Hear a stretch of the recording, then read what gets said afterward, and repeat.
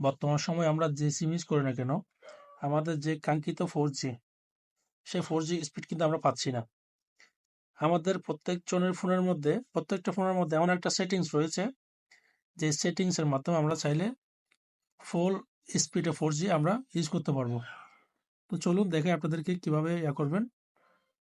আপনাদের ফোনের কিবোর্ডে যাবেন, কিবোর্ডে যাওয়ার পরে লিখবেন *#********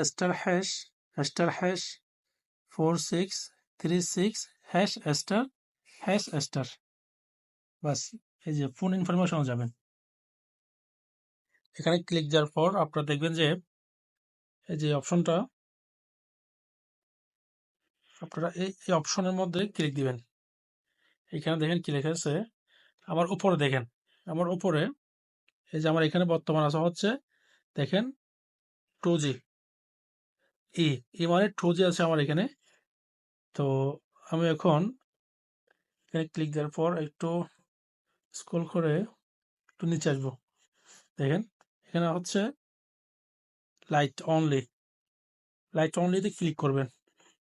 ক্লিক করার পর উপরে দেখেন আমার নেটওয়ার্কের সুইচটা চেঞ্জ হয়ে যাচ্ছে অটোমেটিক।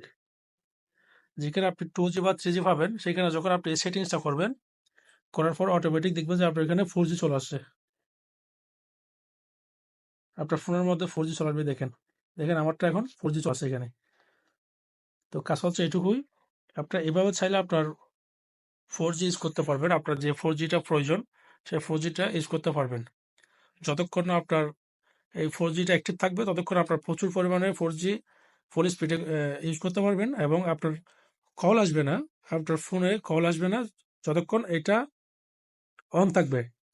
আপনার যখন প্রয়োজন হবে না, তখন আপনি আবার ক্লিক করবেন, ক্লিক করে নিচে আসবেন।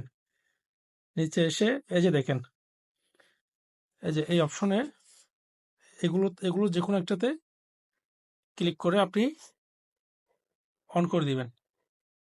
অন করে দিলেন, আপনার ওই যে ফোনে কল আসবে, এখন সমস্যা নেই, আগের মতো হয়ে যাবে। ধন্যবাদ। সবাই সুস্থ থাকবেন, ভালো থাকবেন। সালাম আলাইকুম।